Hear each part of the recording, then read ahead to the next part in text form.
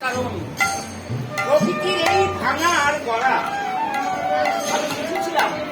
শুনলাম কেন ভাঙা গড়া প্রকৃতির এই ভাঙা গড়া নিয়ত ওঠা আর পড়া নিয়তি নিয়তি ধারণ আকাশে প্রভু তোমারই কন্যা ভাসে রবি শশী হাতে দিবা রাখি আশির বেশি মালা জলে তোমার অঙ্গের জ্যোতি জলে কানন তলে সোনাচিদের বাতি ঋতু মন্দ বন্ধ বাহন এনে দেয় প্রভু তোমার আবাহন ছাউলের করে